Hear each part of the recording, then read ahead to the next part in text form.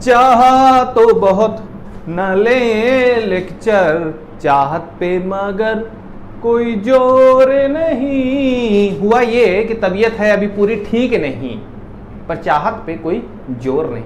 ये चाहा था कि अभी 1-2 दिन बाद एक लेक्चर शुरू करूंगा, पर हुआ क्या कि माइंड में आया कि आप लोगों का सिलेबस बहुत कुछ छूट रहा है, तो फटाफट कराते हैं। इसलिए अलंकार एक छोटा टॉपिक आज फिनिश करते हैं, और कल से हो सकता है तबीयत मेरी ठीक हो जाए, तो पंचायती राज की जो योजना वाला पार्ट है फिर शुरू करते हैं। चलिए, तो अलंकार को देख लीजिए। अलंकार, जी हाँ, अलंकार अलम धनकार से बना है। क्या? अलम धनकार। अलम क्या है? अलम होता है भूषण, गहना, सजना, भूषित करना, सुभूषित करना, भूषण, सजा देना। बिल्कुल, ये क्या होता है? अलंकार। और कार्य मतलब करना, तो भूषण करना, सजा देना। किसको सजा देना? मुझे नहीं, कविता को सजा देना। किसको सजाना? कविता को। कविता मतलब काव्य, कविता मतलब काव्य किसी लड़की का नाम नहीं है। देखिए, जैसे महिला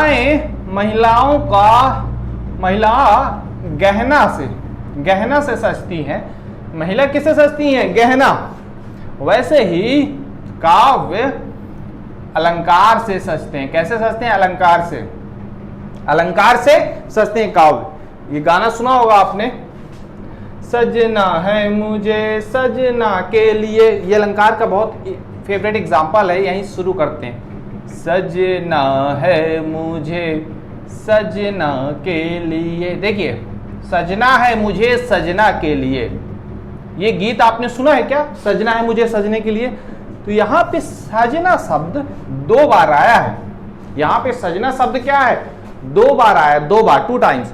लेकिन दोनों बार अर्थ क्या है? अलग अलग है। एक बार सजना का मतलब है ड्रेस होना, अच्छे अच्छे कपड़े पहनना, गहने पहनना। दूसरे सजने का मतलब होता है प्रेमी, जो नायक है, जो हीरो है पिक्चर का, वो है सजना। तो सजना है मुझे सजना के लिए। किसके लिए सजना है? नायक के लिए सजना है। तो सजना है मतलब आभूषण पहनना है, अच्छा दिखना है, ताकि नायक देख के प्रसन्न हो जाए। सजना है मुझे सजना के लिए। कौन सा अलंकार है? बताइए कमेंट सेक्शन में, इसमें कौन सा अलंकार है। और बाकी मैं टाइप्स पढ़ाऊंगा, लेकिन ये आपके लिए कमेंट सेक्शन में होमवर्क है। चलिए शुरू करते हैं कहानी हरि का नाम लेके। हरि अनंत हरि कथा अनंता, हरि अनंत हरि कथा अनंता, कहाँ ही सुनहि बहु विधि सब संता। देखिए, हरि अनंत हरि कथा अनंता। अब यह पूरा नहीं लिखूंगा, टाइम वेस्ट होगा, समझ जाइए। हरि अनंत हरि कथा अनंता, कहाँ ही सुनहि बहु विधि सब संता। हरि अनंत हरि कथा अनंता, कहाँ ही सुनहि बहुविधि सब संता। मतलब हरि तो अनंत हैं और हरि की कथाएं वही अनंत हैं। भाई अलग अलग अवतार हुए, 24 अवतार तो हम जानते हैं। इस पृथ्वी के अलावा कितनी सारी पृथ्वी हैं, वहां कितने सारे अवतार हुए। तो हरि के अनंत रूप है, उनकी अनंत कथाएं हैं, और उन कथाओं की जो कहने की विधि है, जो तरीका है, वो भी क्या है? अनंत है। बहुविध सब संता, अलग अलग संत उसे अलग अलग तरह से कहते हैं। इसमें कौन सा अलंकार है? पहला अलंकार शुरू करते हैं। इसमें कौन सा अलंकार? ध्यान दीजिए, बहुविध। यहां पर 2 बार बा आया है। जहां वर्णों का रिपीटिशन हो वहां कौन सा अलंकार होता है? अनुप्रास अलंकार। ये आप जानते होंगे, इसलिए एग्जांपल लिया हूं। अभी डीप क्लास में चलेंगे, बेसिक एग्जांपल लिया हूं। बहुविध सब संत, यहां सा और सा का रिपीटिशन हुआ है, यहां बा और बा का रिपीटिशन हुआ है। और इधर देखिए, ता और ता का रिपीटिशन हुआ है। जरूरी नहीं कि रिपीटिशन सेम बार हो, मतलब अगले ही वर्ड में हो। यहां पे दूर दूर में हुआ है, यहां पे बिल्कुल पास पास हुआ है। और यह भी जरूरी नहीं है कि फ्रंट वर्ड, मतलब फर्स्ट जो वर्ण है वही रिपीट हो।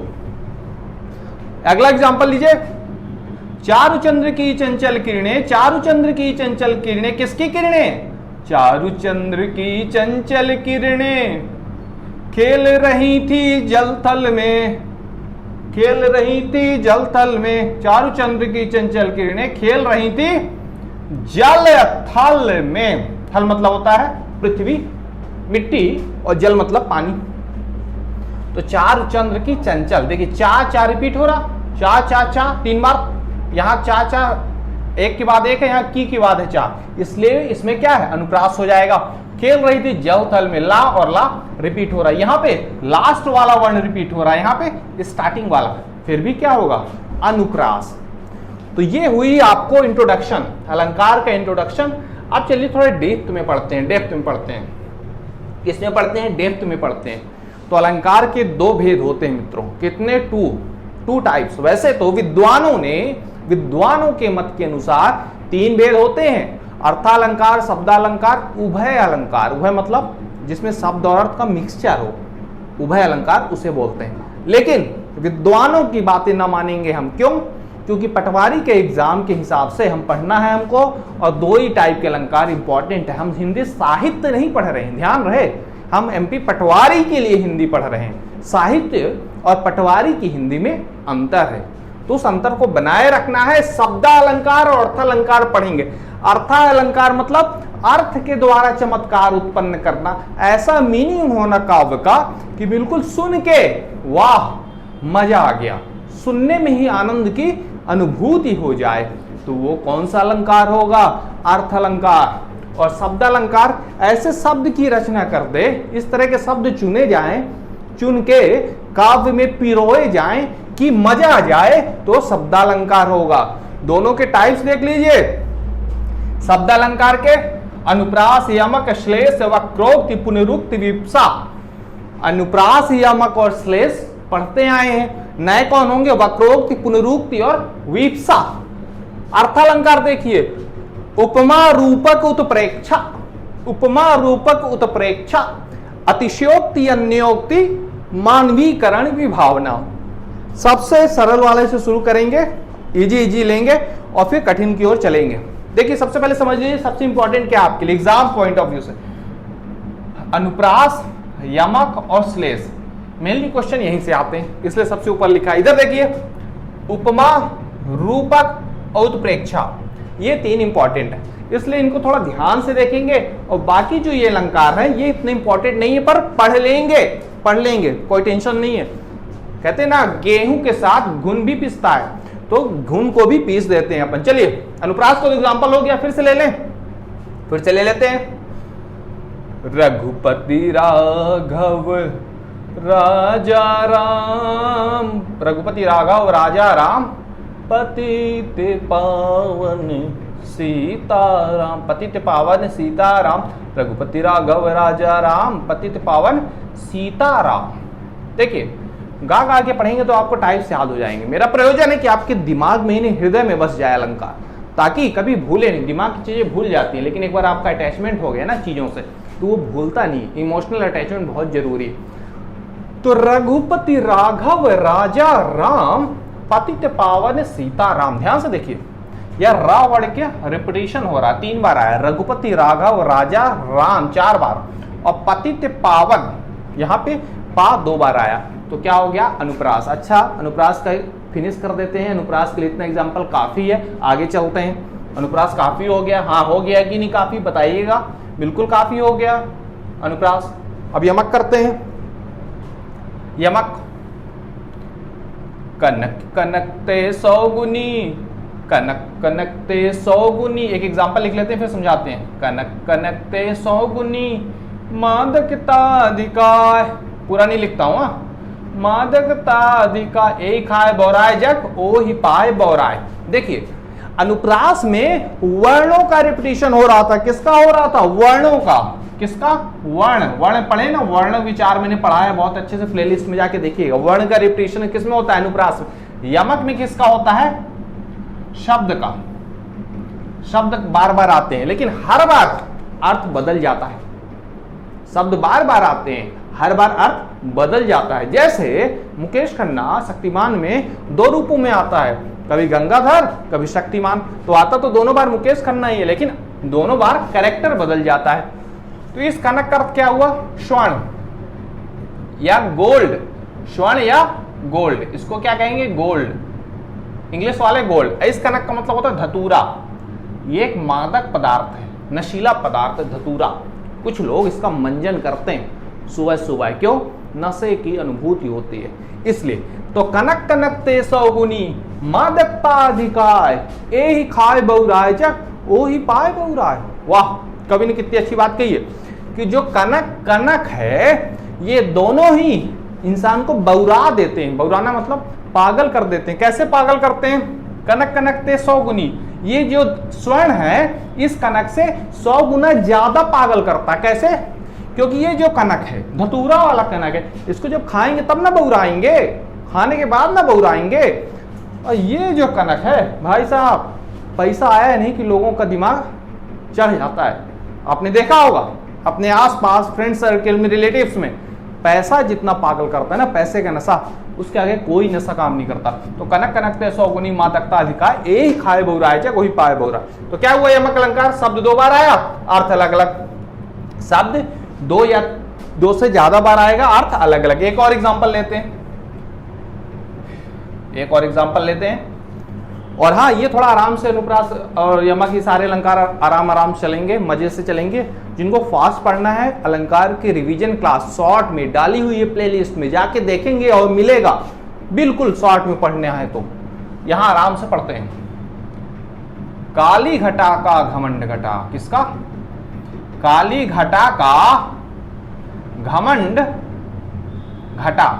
यहां पे 2 बार घटा है, काली घटा का घमंड घटा। तो जो एक घटा है इसका अर्थ क्या हुआ? इसका अर्थ हुआ मेघ, बादल, घनश्याम, तीनों पर्यायवाची हैं। मेघ, बादल और घनश्याम क्या है? तीनों पर्यायवाची।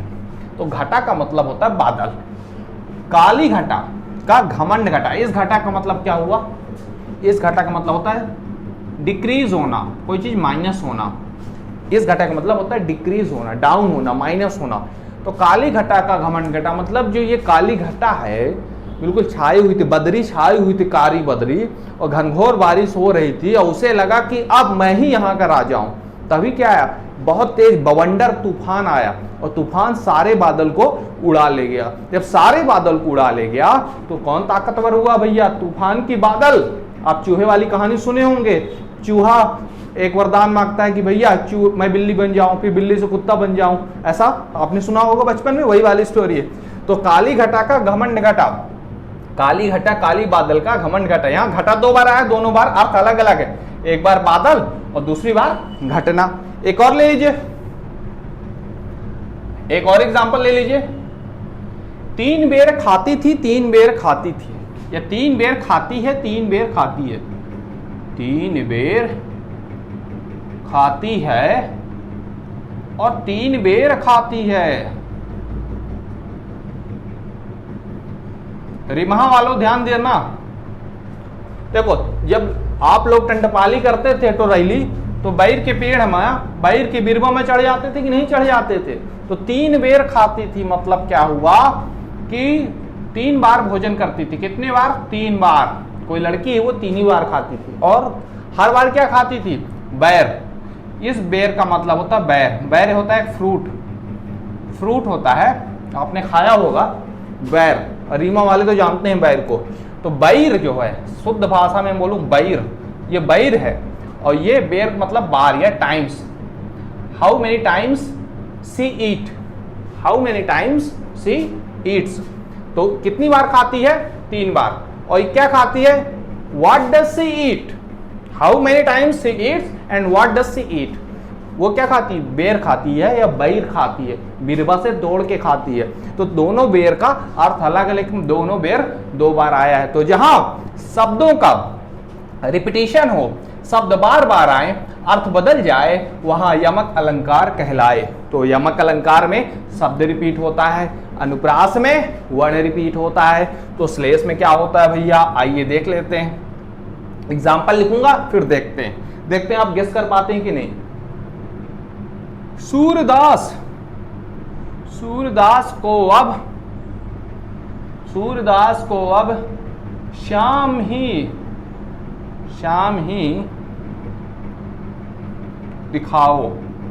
दिखाए।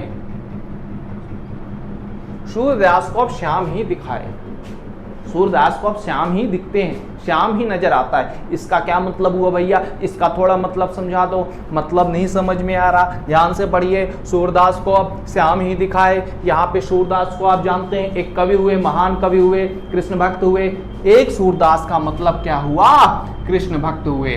क्या हुए, कृष्ण भक्त, जो महान कवि हुए जिन्होंने सुरसावली की रचना की। किसकी, सुरसावली की। तुलसीदास के कंपैरिजन में ये आते हैं, उतने ही बड़ा कद इनका भी है सूरदास का। दूसरे सूरदास जो कोई हमारे दिव्यांग लोग हैं, नेत्रहीन हैं, उन्हें भी क्या बोलते हो आप, सूरदास बोलते हो। बोलते हो नहीं बोलते हो, बोलते हो। क्यों, इसलिए बोलते हैं कि नेत्रहीन बोलना या अंधा बोलना अच्छा नहीं लगता, शोभा नहीं देता और नहीं बोलना चाहिए। क्या किसी का जब निधन होता है तो हम क्या कहते हैं, स्वर्गवास हो गया। क्या हमको पता है कि स्वर्गवास है कि नरकवास है, कि यही आमा महुआ में विचरण हो रहा है। रीमा वालों, आमा महुआ में विचरण करते हैं ना कुछ भूत, पर हम बोलते हैं स्वर्गवासी हो गए। क्यों, सम्मान देने के लिए। तो सूरदास को अब श्याम ही दिखाए, मतलब क्या हुआ, यहाँ पे देखिए सूरदास के दो अर्थ हैं, दोनों अर्थ चिपके हुए हैं। किससे, सूरदास से। वैसे ही श्याम से दो अर्थ चिपके हुए हैं। श्याम मतलब क्या होता है, काला, सांवला, कहते हैं ना सांवरे। सांवरे पे कितने गाने बन गए, क्यों बन गए, गोपी जो है, गोपियां जो हैं, भगवान कृष्ण को प्यार से क्या कहती थी, सांवरे। क्यों, क्योंकि भगवान कृष्ण का जो रंग था वो सांवला था। तो इसमें तो कितने गीत बन गए। तो श्याम मतलब काला या सांवला, सांवला ही सांवरे हो गया। और श्याम का मतलब श्री कृष्ण भी होता है।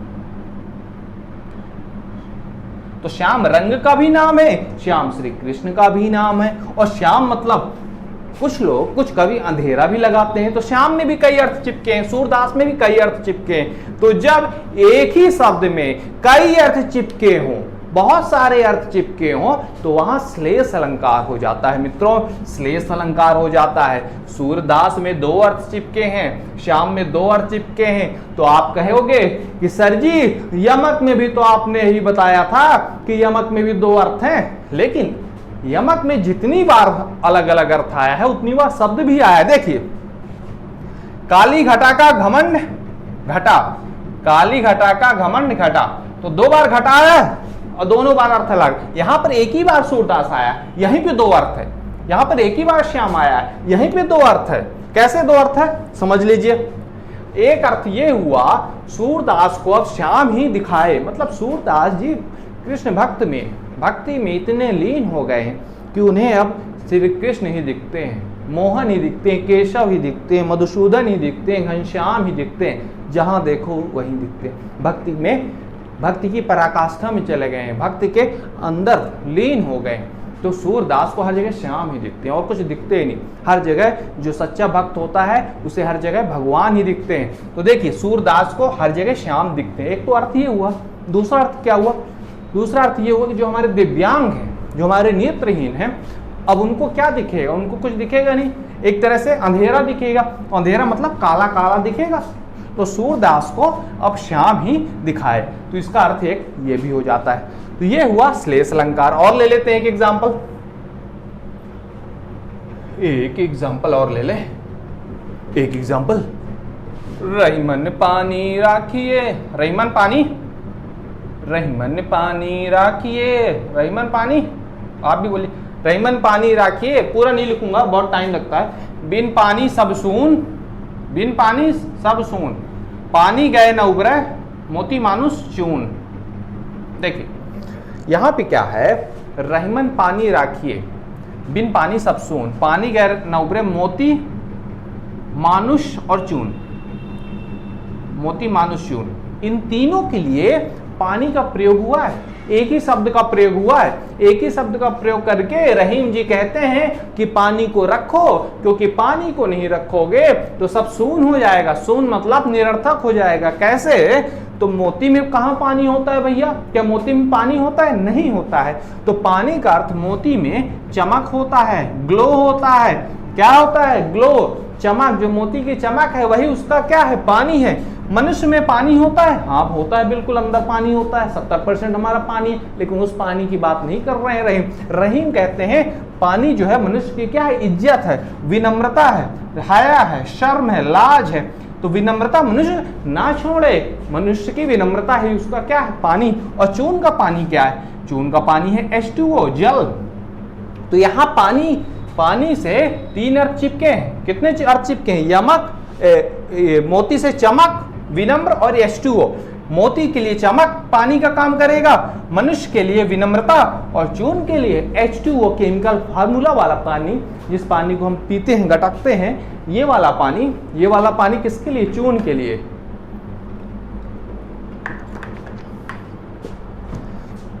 तो मित्रों ये हुआ श्लेष का उदाहरण। किसका हुआ? श्लेष का।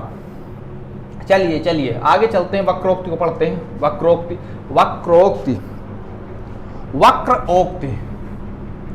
वक्र धन उक्ति से बन गया वक्रोक्ति। वक्र धन उक्ति क्या हो गया? वक्रोक्ति।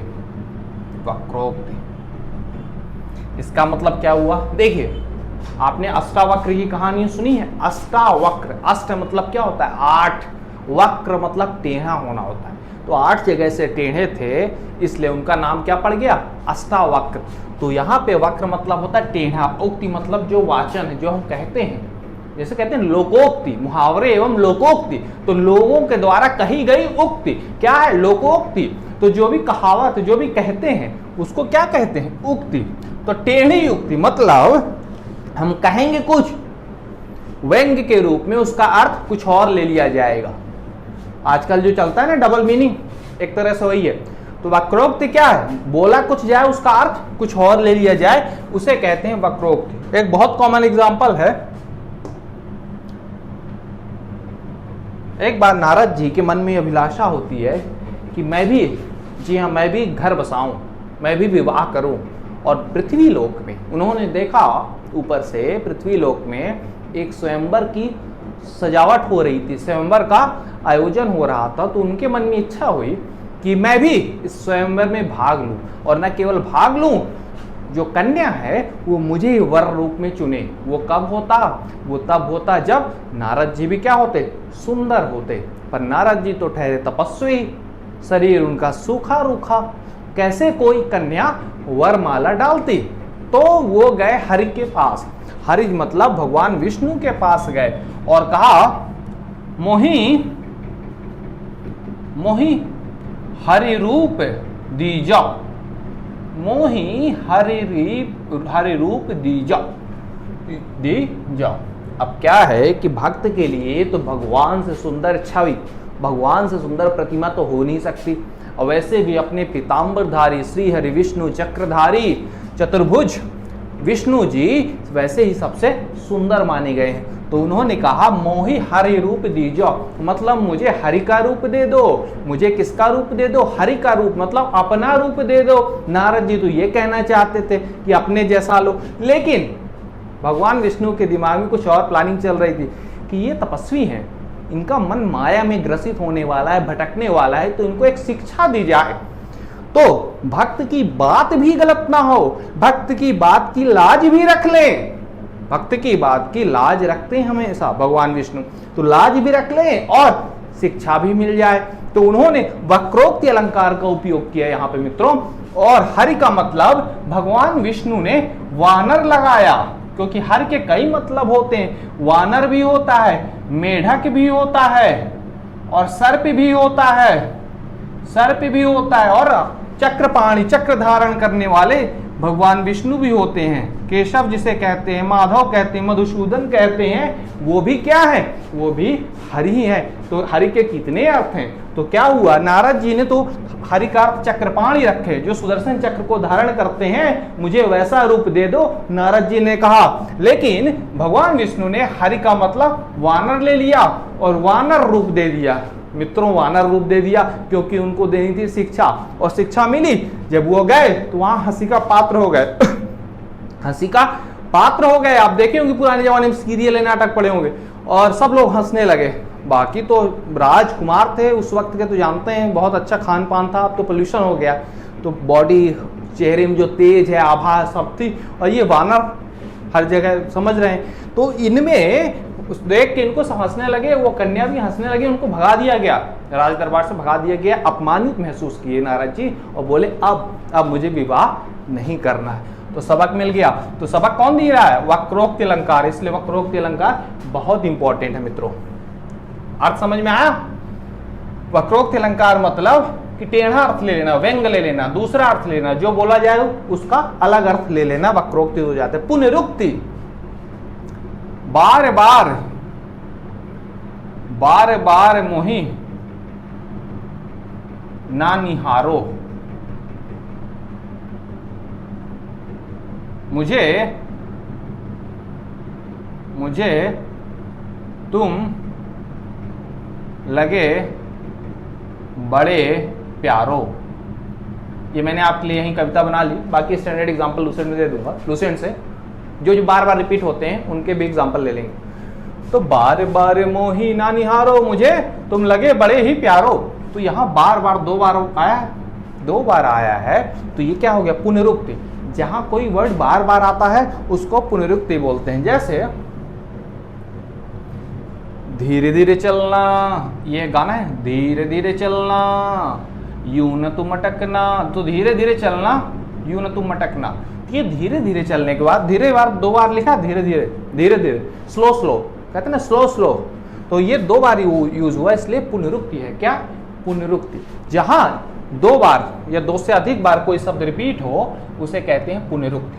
अब चलिए, वीप्सा, पुनरुक्त का ही मौसी का लड़का है वीप्सा। जी हाँ, पुनरुक्त का ही मौसी का लड़का है वीप्सा। कैसे है? ऐसा है कि वीप्सा अलंकार जहां कोई वर्ड बार बार रिपीट तो हो रहा लेकिन विशेष भाव को उत्पन्न कर रहा, विस्मय, आश्चर्य, डर, त्याग, इनको अगर व्यक्त कर रहा तो वो क्या हो जाएगा? वीप्सा। जैसे हाय हाय मेरी किस्मत फूटी, हाय हाय मेरी किस्मत फूटी, हाय हाय मेरी किस्मत फूटी। तो हाय हाय दो बार आया तो पुनरुक्ति भी हो सकता था, लेकिन वीप्सा हो जाएगा। क्यों? मेरी किस्मत फूटी मतलब एक करुणता का भाव है, एक क्रोध का भाव है, एक दुख का भाव है। इसमें विशेष भाव, इमोशन जब पैदा कर दे ये शब्द, तो क्या हो जाता है? वीप्सा हो जाता है। तो मित्रों, ये समझ में आया आपको? एक बार रिवाइज करा देता हूं, थोड़ा सा जुकाम है मुझे, मेरी तबीयत ठीक नहीं, पर आप लोगों की क्लास ले रहा हूं। तो अनुप्रास में वर्ण का रिपीटिशन होता है, यमक में शब्द का रिपीटिशन होता है और हर बार शब्द का अर्थ अलग हो जाता है। श्लेष में कई अर्थ चिपके होते हैं एक ही शब्द से, पुनरुक्त में एक ही शब्द बार बार आता है, और वीप्सा में ये बार बार जो आता है ये विशेष भाव उत्पन्न कर देता है। क्या करता है? विशेष भाव उत्पन्न कर देता है वीप्सा। तो ये है अपने अलंकार। कौन से अलंकार? शब्दालंकार। मित्रों, कौन से अलंकार? शब्दालंकार। कौन से? शब्दालंकार। अगर आप देख पाए हैं तो अच्छा है, हो सकता है मैं कैमरा के सामने हूं तो आप देख नहीं पाए, फिर से लिख देता हूं। वर्ण का रिपीटिशन, शब्दों का रिपीटिशन, कई अर्थ चिपकना फेविकोल से, उल्टा अर्थ लेना, व्यंग्यात्मक, जैसे हरि का बंदर ले लेना, कोई चीज बार बार रिपीट होना, धीरे धीरे, हाय हाय, राम राम, और वीप्सा। ये जो बार बार का रिपीटिशन अगर विशेष भाव उत्पन्न कर दे, विशेष भाव पैदा कर दे, ये रिपीटिशन बार बार वाला, तो ये क्या हो जाता है? ये हो जाता है वीप्सा। क्या हो जाता है? वीप्सा। क्या हो जाएगा? वीप्सा। चलिए आगे देखते हैं। क्या देखेंगे? आगे देखेंगे अर्थालंकार को देखते हैं। ये सारे चमत्कार जो उत्पन्न हुए वो शब्दों के द्वारा हुए। किसके द्वारा हुए? शब्दों के द्वारा हुए। अर्थालंकार अर्थों के द्वारा चमत्कार उत्पन्न करवाते हैं। करवा दें? चलिए करवा देते हैं। एक कॉमन एग्जांपल लूंगा, फिर अंदर चलेंगे। एक कॉल है, बस 1 सेकंड लूंगा, कॉल अटेंड करके आपसे दोबारा मिलता हूं। Sorry for interruption, we will continue from अर्थालंकार। Okay, so guys let's start अर्थालंकार। अर्था अलंकार, अर्थ का अलंकार, अर्थ के द्वारा चमत्कार, अर्थ के द्वारा सजाना, काव्य को सजाना, काव्य को गहना पहनाना होता है अर्था अलंकार। एक एग्जाम्पल लेंगे फिर टाइप्स समझेंगे, थोड़ा माहौल जमे तब मजा आएगा। चांद सी हो महबूबा मेरी, चांद सी हो, कैसे चांद सी हो महबूबा मेरी। अब मेरी बात ये नहीं समझ में आया कि हर व्यक्ति यही क्यों गाता है। जितने भी गाने बने बॉलीवुड में, हमारे जो कवि हैं, मूर्धन्य पंडित हैं, कवि हैं, विचारक हैं, वो स्त्री के सौंदर्य की तुलना चांद से ही ज्यादा क्यों करते हैं। भैया मैं इसके खिलाफ हूं, मैं इसके पूरा खिलाफ हूं। क्यों खिलाफ हूं? इसलिए कि चांद वाइट होता है तो कहीं ना कहीं हम गोरे रंग को बढ़ावा दे रहे हैं और रंग भेद कर रहे हैं कि काले जो लोग होते हैं वो सुंदर नहीं होते। इसका मैं खिलाफ हूं, क्योंकि पढ़ना है अलंकार, इसलिए मैं एग्जाम्पल ले रहा हूं। बाकी ये बात सही नहीं है। चांद से ही क्यों कंपेरिजन कर रहे हो? हाँ, सूरज से क्यों नहीं कंपैरिजन करते, या और भी चीजें हैं कंपैरिजन कर लो, चांद से ही कंपैरिजन करते हो। फिर कहते हो चांद में दाग होता है। दाग क्या है? हल्का सा जो काला काला हो जाता है वही उसको कह देते हो दाग है। मतलब क्या हो गया है हमारे समाज को? हम जैसे और आप जैसे मिलकर इसको सुधार सकते हैं। फिर चलिए अब एग्जाम्पल ले लेते हैं, क्योंकि एग्जाम्पल हमको पढ़ना है। तो चांद सी हो महबूबा मेरी, कब ऐसा मैंने सोचा था, बिल्कुल तेरे जैसी हो, बिल्कुल ऐसा सोचा था। कुछ है ऐसा, मुझे याद नहीं है, पर एग्जाम्पल के लिए मैंने ले लिया, गा दिया, बेसुरी आवाज में गा दिया। तो चांद सी हो महबूबा मेरी, चांद और महबूबा का कंपैरिजन हो रहा है। किसका किसका कंपैरिजन हो रहा है? चांद और महबूबा का। महबूबा जो है चांद की तरह है। किसकी तरह? चांद की तरह। तो ये जो है इसको कहते हैं, क्या कहते हैं? उपमेय कहते हैं। इसको क्या कहते हैं? उपमेय कहते हैं। मेन ऑब्जेक्ट क्या है इसमें? महबूबा है। महबूबा ही तो मेन है। चांद की तो तुलना की है, और चांद क्या है? उपमान। क्या होता है? उपमान। उपमेय क्या हो गया? महबूबा। उपमान क्या हो गया? चांद। और सी क्या है? ये कंपैरिजन ही तो बता रहा है। चांद सी हो, चांद समान हो, चांद जैसी हो, चांद सरिस हो। ये जो कंपैरिजन वाला शब्द है इसको बोलते हैं वाचक। क्या बोलते हैं? वाचक बोलते हैं। कई बार एग्जाम में आ जाता है। तो उपमान, उपमेय, वाचक, ये तीनों समझ लीजिए। और एक होता है साधारण धर्म। मतलब इन दोनों में, चांद और महबूबा में कुछ चीज कॉमन है। क्या कॉमन है? ये जो कवि है, जो लेखक है, कहीं ना कहीं सुंदरता की बात कर रहा। किसकी?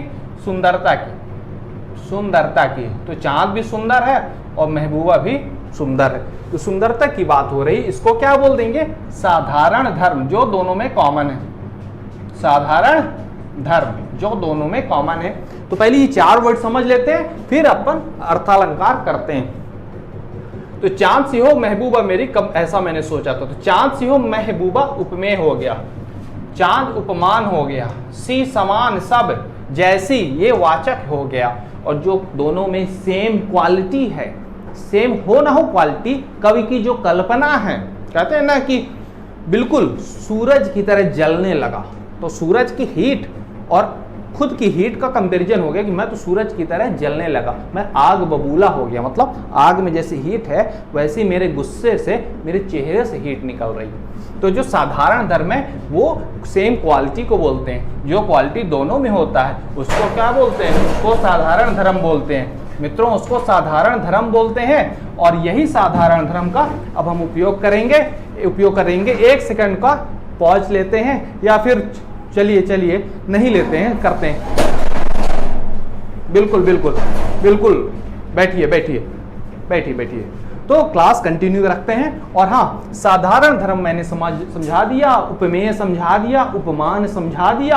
अब समझाएंगे आपको अर्थालंकार के टाइप्स। क्या समझाएंगे? अर्थालंकार के टाइप्स। तो पहले समझ लीजिए कितने टाइप्स होते हैं, नाम जान लीजिए, उसके बाद हम एक एक की व्याख्या करेंगे। क्या करेंगे? एक एक की व्याख्या। तो मित्रों, तीन बहुत इंपॉर्टेंट है। उपमा, रूपक, उत्प्रेक्षा, जिससे क्वेश्चन आते ही आते हैं एग्जाम में।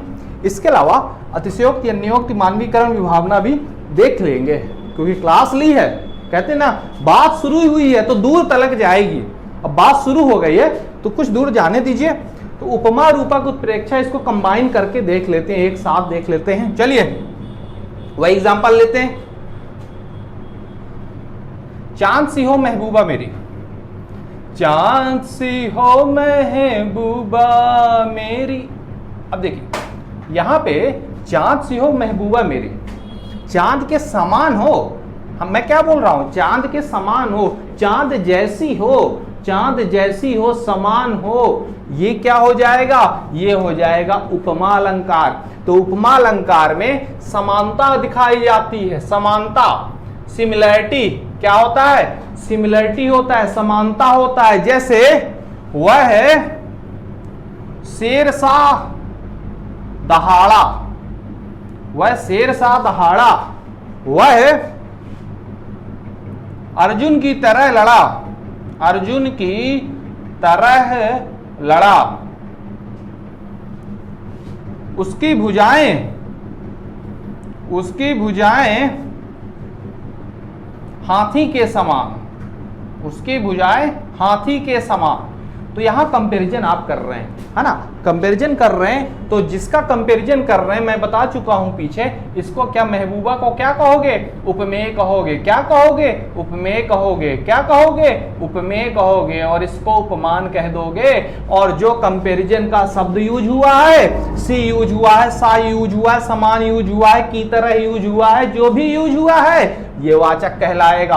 क्या कहलाएगा, वाचक कहलाएगा। और जो सेम क्वालिटी है उसको कह देते हैं साधारण धर्म। जैसे चांद सी हो महबूबा मेरी, तो चांद और महबूबा में सुंदरता साधारण धर्म है। जैसे शेर सा दहाड़ा, तो दहाड़ने की जो आवाज है, आवाज में जो गूंज है, वो क्या हो जाएगा, शेर और उस व्यक्ति के आवाज में समानता है। उसी तरह अर्जुन की तरह लड़ा, तो अर्जुन की जो फाइटिंग स्किल्स थी, जो बाण चलाने की स्पीड थी, और जो निशाने पे परख थी, वो समान थी। और उनकी भुजाओं में हाथी के समान, तो भुजाओं में बल इतना था, तो हाथी और भुजाओं के बल की समानता की गई। तो ये हुआ उपमा मित्रों। इसमें सिमिलैरिटी होती है। अगर फिगर ऑफ स्पीच आप पढ़े हो इंग्लिश में, तो सिमिली और मेटाफोर पढ़े होंगे तो आप जल्दी समझ जाएंगे। आगे चलते हैं रूपक। रूपक में क्या होता है मित्रों, रूपक में समानता नहीं, एग्जैक्ट वही होता है। रूप है, क्या है, रूप है। मैया मैं तो चंद्र खिलौना ले हूं, मैया मैं तो चंद्र खिलौना ले हूं, मैया मैं तो चंद्र खिलौना ले हूं, मैया मैं तो चंद्र खिलौना ले हूं। अब चंद्र जैसा खिलौना नहीं चाहिए कि चांद जैसा गोल गोल चमकीला वाला खिलौना दे दो, नहीं, चंद्र खिलौना ही चाहिए।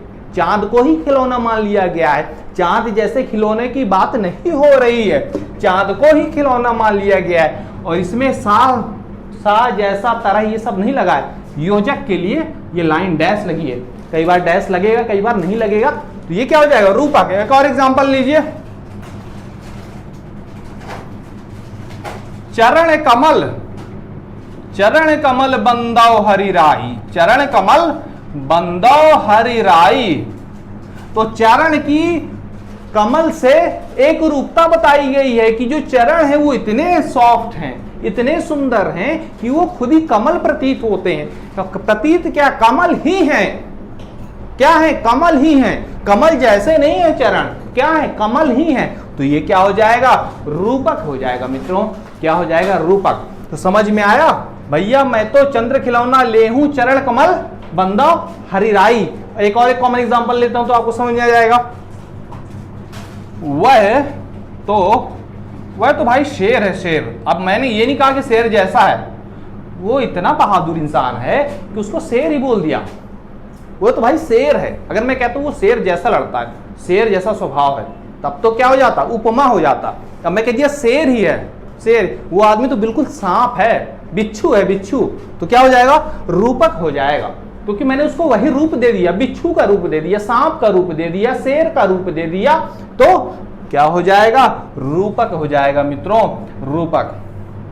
आइए उत्प्रेक्षा देख लेते हैं। उत्प्रेक्षा, उत्प्रेक्षा, उत्प्रेक्षा क्या होता है, ये भी कंपैरिजन होता है। क्या होता है, कंपैरिजन, लेकिन इसमें मानना पड़ता है ये दोनों चाचा चाचा के लड़के हैं, चाचा चाचा पीती पीती के हैं, उपमा रूपक उत्प्रेक्षा थोड़ा सा दूर है, लेकिन ये भी कंपैरिजन करता है। कैसे, देखिए, वह ऐसा लड़ा मानो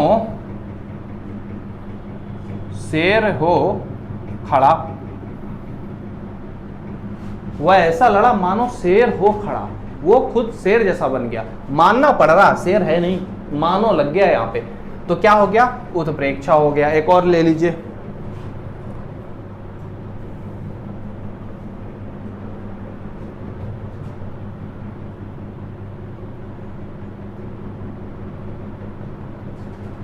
आवाज मानो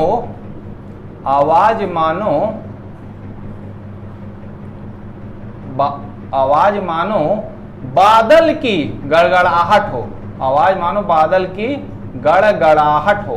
तो आवाज इतनी गंभीर है, गूंजती है कि मानना पड़ रहा बादल की गड़गड़ाहट है। मानो है, यहां भी क्या मानो, तो जहां भी मानो, मनु, जानो, जनु ये शब्द आएगा, मतलब मानना पड़ रहा, जानना पड़ रहा, वो क्या हो जाएगा, उत्प्रेक्षा हो जाएगा।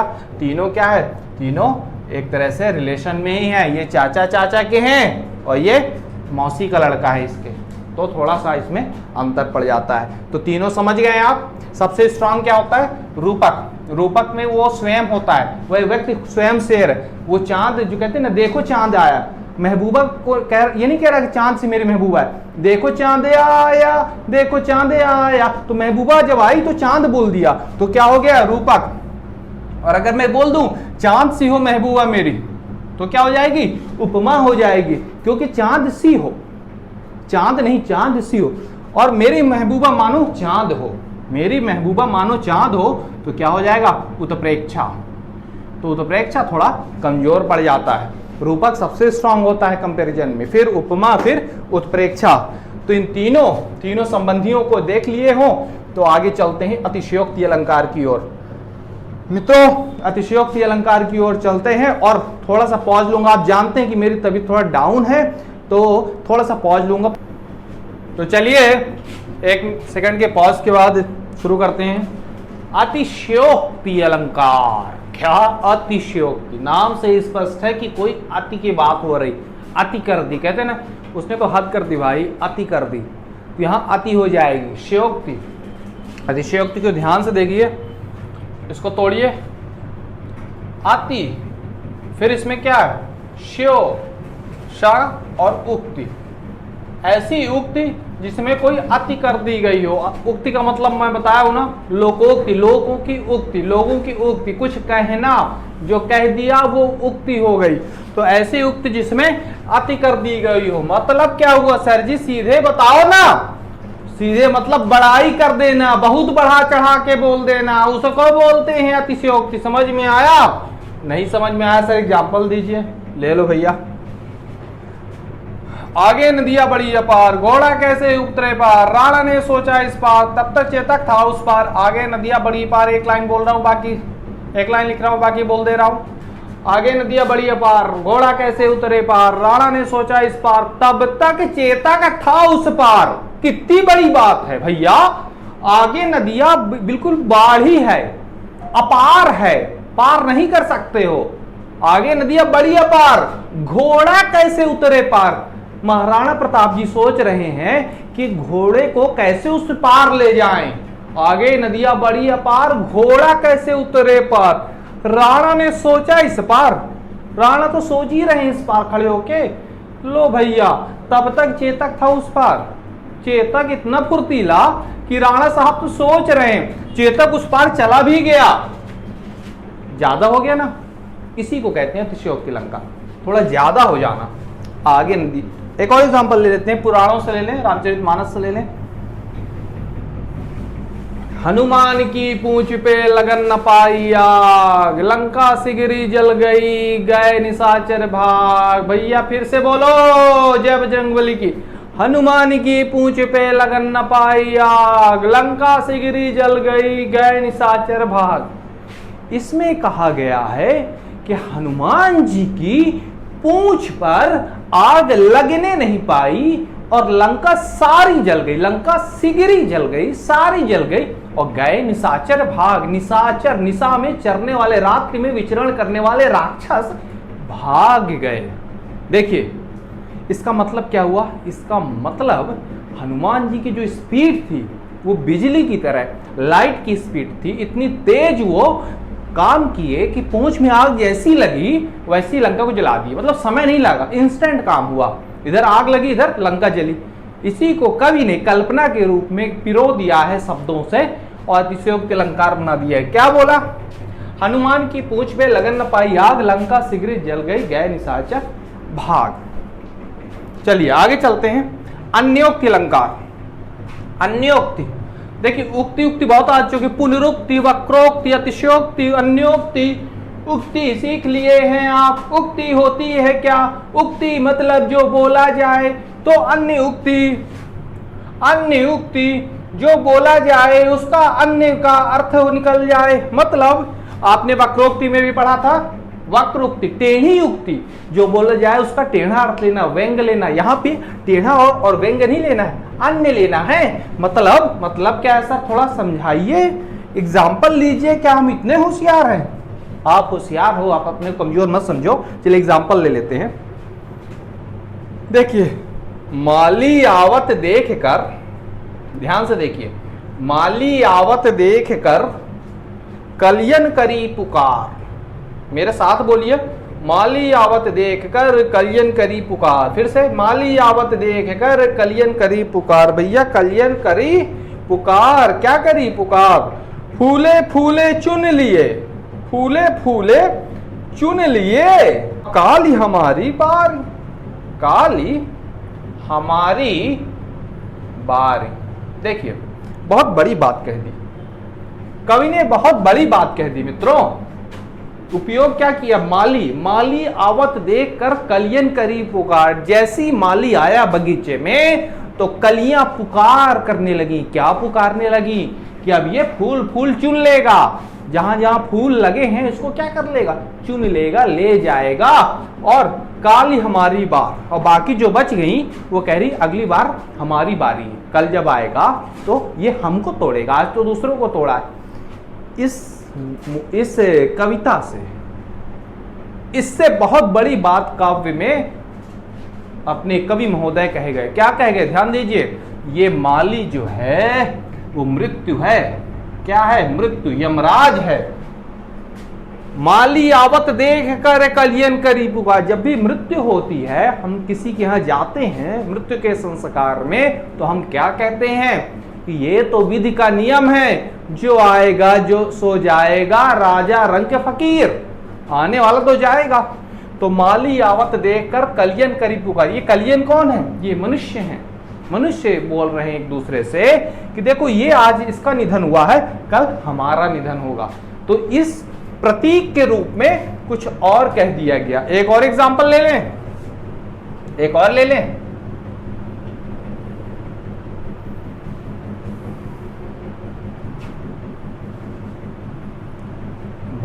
भ्रमर भ्रमर भ्रमर भ्रमर कलियन के पीछे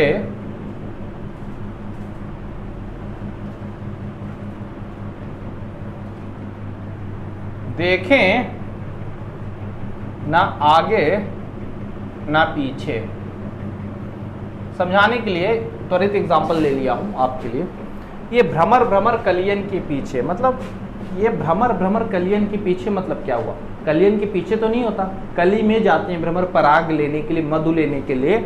लेकिन यहाँ पे जो कवि है, भ्रमर मतलब होता है युवक, नायक, प्रेमी, ये सब क्या है? भ्रमर। और जो कलियां हैं वो गर्ल्स के लिए उपयोग हुआ है, लड़कियों के लिए, नवयुवतियों के लिए। तो ये कवि की कल्पनाएं हैं, कवि बोलता कुछ और है, अर्थ कुछ और निकलता है। तो ये क्या हो जाएगा? अन्योक्ति, अन्योक्ति, अन्य की उक्ति।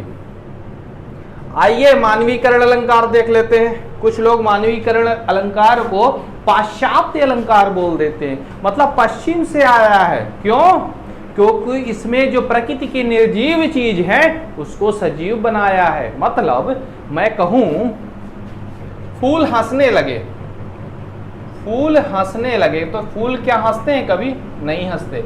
लेकिन मैंने अगर बोल दिया फूल हंसने लगे, मतलब फूल बहुत अच्छा क्या कर रहे हैं? डांस कर रहे हैं। मेरा मन प्रसन्न है तो मुझे लगा फूल हंसने लगे, तो मैंने मानवीकरण अलंकार कर दिया, मानव बना दिया। मानव जो कार्य करता है, अगर निर्जीव चीज भी वो कार्य करने लगे, करते तो नहीं है, मेरे मन की कल्पना है, कवि के मन की कल्पना है कि अगर करते हैं तो मानवीकरण अलंकार हो जाएगा। लेकिन ये पाश्चात्य अलंकार नहीं है।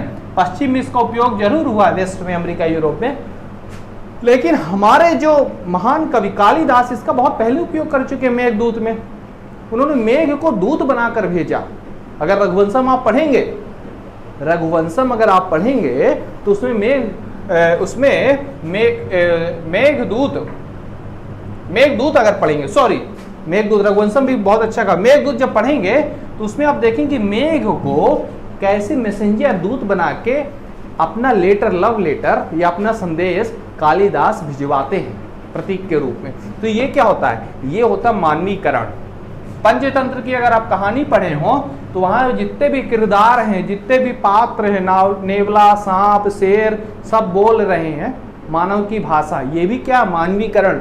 पेड़ अगर बात करने लगे, बघीरा जो पिक्चर आई थी जंगल बुक, बघीरा बात करता है, वो क्या है? मानवीकरण। तो जो भी इंसान की तरह बिहेव करे, निर्जीव व्यक्ति, निर्जीव चीज या पशु पक्षी, वो क्या हो जाएंगे? मानवीकरण हो जाएंगे। विभावना अंतिम अलंकार है, विभावना। विभावना का बहुत अच्छा उदाहरण रामचरितमानस से ले लेते हैं। बिन पग चले सुनय बिन काना, बिन पग चले सुनय बिन काना, बिन पग चले सुनय बिन काना। कितनी सुंदर बात कही तुलसीदास जी ने। इसमें थोड़ा ठहरिए, 2 क्षण ठहरिए। बिनु पग चले, बिनु पग चले सुनय बिन काना, बिन पग चले सुनय बिन काना, बिनु पग चले सुनय बिन काना। कर बिनु करम करई विधि नाना, कर बिनु करम, कर बिनु करम, कर बिनु करम, करम करई विधि नाना। वाह वाह, क्या मधुर बात बोल दी, विधि नाना। थोड़ा समझिए इसको, फिर से पढ़िए। बिनु पग चले सुनय बिन काना, कर बिनु करम करई विधि नाना। मतलब क्या हुआ सर जी? देखो, बिनु पग चले, पग मतलब क्या होता है? पांव। बिना पांव के चलते हैं, बिना कान के सुनते हैं, बिना हाथ के सारे कार्य करते हैं और हर तरह के कार्य करते हैं। करई विधि नाना, अलग अलग तरीकों से करते हैं। ऐसा कौन है? ऐसा कौन है भैया जो बिना कान के सुनता है? ऐसा कौन है भैया जो बिना हाथ के सारे प्रकृति के कार्य करता है? ऐसा कौन है जो बिना पांव के चलता है, विचरण करता है? ऐसा ईश्वर है। ऐसा कौन है? ईश्वर। तुलसीदास जी ने ईश्वर के बारे में ये गुण बताए हैं। तो ये क्या हो जाएगा? विभावना। विभावना क्यों है? क्योंकि इसमें जो कारक है, इसमें जो कारक है, अगर आप कारक पढ़े हैं तो उसमें क्या होता है? कर्ता और कर्म। तो कर्ता बिना कारक के कर्म करता है। कर्ता बिना कारक के, मतलब साधन नहीं है, बिना साधन के ही कर्म हो रहा है। जब भी ऐसी बात हो तो विभावना होता है। तो मित्रों, चलिए क्लास एंड करते हैं, एक बार फास्ट रिवीजन कर देते हैं बुलेट स्पीड से। आपने आज बहुत कुछ पढ़ लिया है। तो हमने क्या पढ़ा? हमने अलंकार पढ़ा। अलंकार क्या होता है? शोभा होता है। जैसे महिला को गहने से सजते हैं, वैसे काव्य को अलंकार से सजते हैं। अलंकार के 2 टाइप होते हैं, शब्दालंकार, अर्थालंकार। अर्थ से सजा दो तो अर्थालंकार, शब्द से सजा दो तो शब्दालंकार। शब्दालंकार में अनुप्रास, यमक, श्लेष, वक्रोक्ति, पुनरुक्ति, विप्सा हो गया। अर्थालंकार में उपमा, रूपक, उत्प्रेक्षा, अतिशयोक्ति, अन्योक्ति, मानवीकरण, विभावना हो गया। अनुप्रास में वर्ण रिपीट होते हैं। चारुचंद्र की चंचल किरणें खेल रही थी जल थल में। खड़क सिंह के खड़कने से खड़कती है खिड़कियां, खिड़कियों के खड़कने से खड़कता है खड़क सिंह। यमक कनक कनकते सौगुनी, श्लेष, श्लेष आप बताइए श्लेष, मैं एग्जांपल दे चुका हूं, ये होमवर्क है, कमेंट भी कीजिएगा, ठीक। श्लेष आप बताइए, बहुत 2-3 एग्जांपल दिया। वक्रोक्ति, जहां टेढ़ा बोलना, श्लेष मतलब एक अर्थ, एक शब्द में कई अर्थ छुपना। वक्रोक्ति मतलब मुझे हरि रूप दीजो, नारद जी जब बोलते हैं श्री विष्णु से। पुनरुक्ति बार बार आना, और विप्सा भी बार बार आना, लेकिन उसमें विशेष अर्थ हो, विशेष भाव हो। चलिए, उपमा, रूपा का उत्प्रेक्षा, मौसी मौसी के भाई हैं, मौसी मौसी के लड़के हैं, तो उपमा में भी कंपैरिजन होता है, रूपक में भी, उत्प्रेक्षा में भी। इसमें सी, सा, समान वगैरह लगता है, रूपक में केवल योजक लगता है, डैश या कुछ नहीं लगेगा। और इसमें जानो, जनहु, मानो, मनहु, इस तरह के वर्ड लगते हैं। अतिशयोक्ति बिल्कुल बढ़ा चढ़ा देना, बढ़ा चढ़ा देना। और अन्योक्ति प्रतीक के माध्यम से कोई बात कहना, प्रतीक के माध्यम से कोई बात कहना।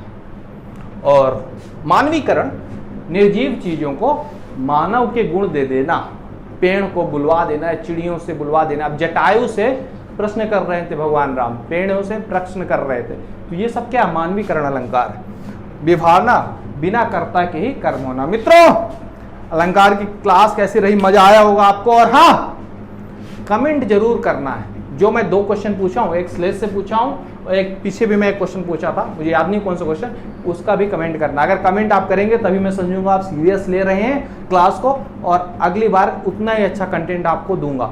कमेंट सबको करना है, सबको मतलब सबको। चलिए स्क्रीनशॉट लेना और ले लीजिए। जय भवानी, जय भवानी।